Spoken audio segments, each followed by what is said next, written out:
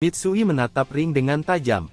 Bola meluncur dari tangannya, menembus pertahanan dan bersarang mulus di jaring Sano. Wajahnya bersinar, senyum lebar menyembul, senyum seorang pejuang yang baru saja menyalakan kembali semangat dari dalam dirinya. Beban kelelahan dan tekanan dari Minoru yang terus menempel ketat, kini seolah tersingkir bersama gemuruh sorakan penonton di arena. Sakuragi dan Miyagi segera menghampiri, langkah mereka cepat dan penuh semangat. Keduanya memberi apresiasi dengan gaya khas masing-masing, menyalurkan energi yang membara dari momentum ini. Papan skor berubah, 64-74. Sohoku perlahan merangkak naik, selisih kini hanya tertinggal 10 angka. Di bangku cadangan, Kogure dan para pemain cadangan lainnya tak mampu menahan ledakan emosi. Mereka berteriak lantang, tangan terkepal ke udara, merayakan titik balik yang mungkin sudah lama dinanti. Akhirnya, Mitsui mencetak angka di babak kedua. Di lapangan, tiga pemain itu menyatu dalam selebrasi. Tubuh mereka membungkuk dalam formasi yang kompak, satu kaki di depan, satu di belakang, tangan mengepal di samping tubuh. Gerakan yang sederhana, namun penuh makna, semangat Sohoku telah kembali. Mitsui menghampiri Rukawa usai aksi serangan terakhir. Tatapannya tenang, senyumnya tipis namun penuh makna. Ia mengakui operan brilian Rukawa yang menjadi kunci terciptanya angka tadi. Dalam gestur sederhana itu, tersimpan rasa terima kasih, terutama karena Rukawa masih mempercayainya, saat ia sendiri sempat goyah akan kemampuannya. Di tribun, pendukung Sano mulai gelisah. Suara-suara kecil mengisi udara, bertanya-tanya mengapa dominasi tim mereka mulai terkikis. Sorot mata mereka kini tak lagi penuh percaya diri. Di sudut lapangan, Moroboshi memperhatikan Rukawa dengan seksama. Baginya, keputusan Rukawa untuk melepas peluang mencetak angka demi memberi ruang kepada rekannya adalah langkah matang, tanda dari seorang pemain yang bermain dengan visi, bukan hanya ego semata. Dari tribun atas, para pemain kainan ikut mengamati. Sorotan mereka tertuju pada perubahan pola permainan Sohoku. Serangan kini berpusat pada Rukawa, namun bukan untuk mencetak angka semata, melainkan untuk membuka ruang bagi rekan-rekannya. Menurut Nobunaga, inilah titik balik kebangkitan Sohoku, Rukawa yang mulai memikirkan tim, bukan hanya dirinya sendiri. Kerja sama Rukawa dan Sakuragi pun mulai terlihat. Meski keduanya dikenal sebagai rival yang sering bersitegang, ritme permainan mereka menunjukkan sesuatu yang berbeda. Kombinasi mereka menembus pertahanan Sano, membuat lawan kewalahan.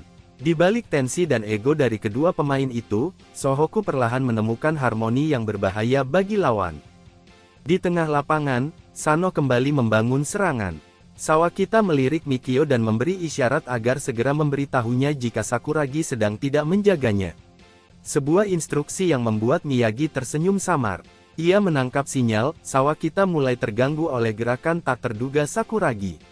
Bagi Miyagi, ini adalah peluang, kesempatan untuk menciptakan celah dari kekacauan kecil yang mulai tumbuh di benak sang pemain bintang. Sebuah ide liar pun muncul dalam pikirannya.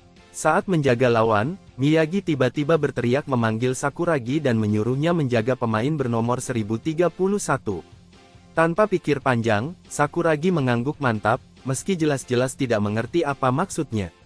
Aksi spontan itu justru makin menambah kebingungan Sawakita. Sawakita menghentikan langkah sejenak. Ucapan Miyagi menimbulkan tanda tanya besar, apa maksud perkataan Miyagi? Dan siapa pemain bernomor 1031 yang dimaksud? Kepalanya mulai dipenuhi tanya, arah serangan jadi tak sefokus sebelumnya. Miyagi menyunggingkan senyum tipis lagi. Ia tahu, kebingungan itu cukup untuk mengganggu ritme permainan Sano.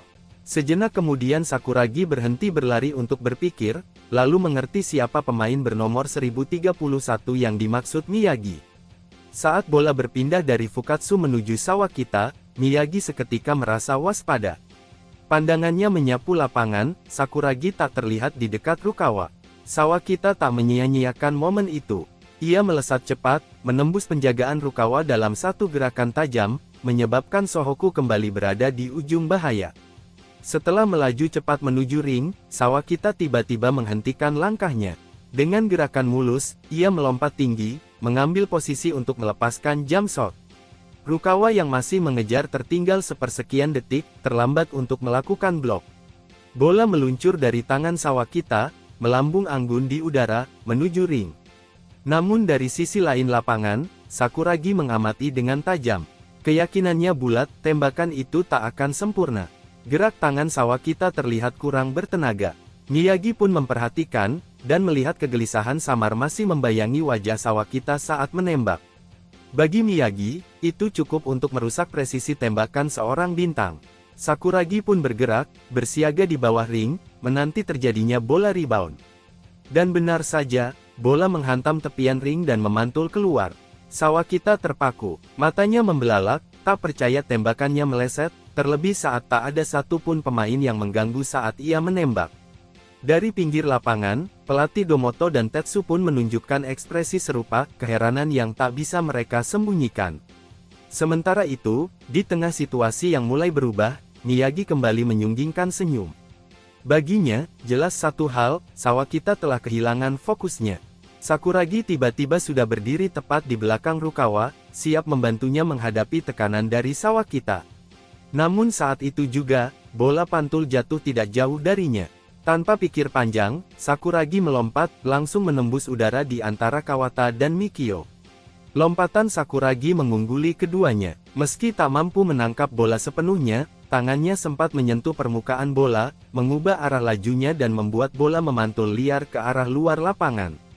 Rukawa langsung bereaksi, dengan refleks tajam, ia mengejar bola yang nyaris keluar. Sawakita, yang terkejut dengan manuver itu, segera ikut mengejar, tapi sepersekian detik Sawakita bergerak lebih lambat. Tepat sebelum bola benar-benar keluar lapangan, Rukawa berhasil menggapainya dan langsung memantulkannya ke tubuh Sawakita. Bola pun menyentuh lawan dan keluar lapangan. Peluit wasit berbunyi, Sohoku mendapatkan bola. Di pinggir lapangan, para pemain cadangan Sohoku melonjak semangat. Mereka mengepalkan tangan, berteriak penuh gairah, menyambut peluang yang kembali terbuka bagi tim mereka. Di tribun, para pendukung Sanoh saling bersahut, mempertanyakan keputusan pelatih Domoto yang tak juga meminta timeout. Sorotan tertuju pada strategi yang belum diperbarui, sementara tekanan dari Sohoku makin terasa. Namun di antara mereka, ayah Sawakita justru berpandangan lain. Menurutnya, menghentikan permainan hanya akan memberi keuntungan bagi Sohoku, memberi mereka ruang untuk bernapas dan menata kembali strategi bermain. Di tengah tekanan yang mulai menjalari pemain Sanoh, ayah Sawakita menoleh ke arah pelatih Domoto. Sorot matanya menyiratkan harapan agar pelatihnya mampu mengatasi krisis yang perlahan mengguncang tim unggulannya. Sementara itu, di bangku cadangan Sanoh, pelatih Domoto tampak semakin gelisah. Ia menunduk, lalu menghantam lantai dengan kepalan tangan, pikirannya terjebak mencari cara untuk merebut kembali kendali permainan. Di lapangan, bola kini berada di tangan Rukawa. Ia berdiri diam sejenak, memandang ke arah tribun. Sorotan mata ratusan penonton tertuju padanya, menanti gebrakan yang bisa mengubah segalanya. Haruko menatap Rukawa dengan wajah tegang, pikirannya dipenuhi tanda tanya tentang langkah yang akan diambil sang bintang.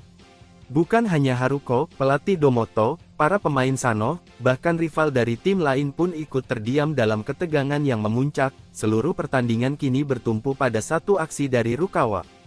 Rukawa mengangkat bola tinggi di atas kepalanya, tubuhnya siap menerobos pertahanan lawan. Di depannya, Sawakita berdiri dalam posisi rendah, tubuh sedikit membungkuk, sepenuhnya fokus untuk menghentikan setiap langkah yang akan diambil Rukawa.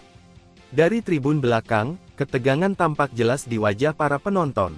Semua menanti dengan napas tertahan, menyaksikan duel panas antara dua pemain terbaik di lapangan. Pandangan semua orang tertuju hanya pada dua sosok itu.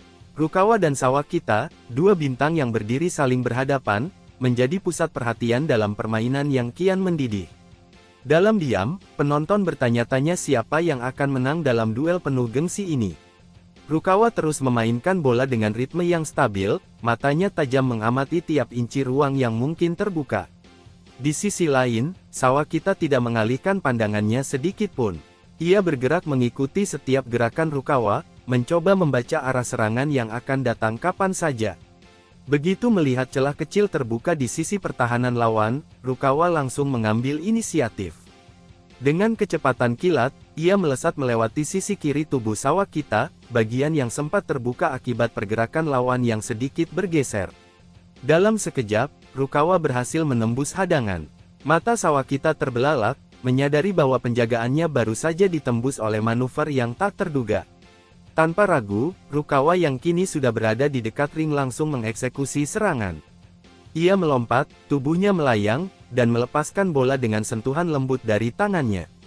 Bola pun meluncur ke udara, melayang anggun menuju ring Sano, membawa harapan menambah poin penting bagi Sohoku.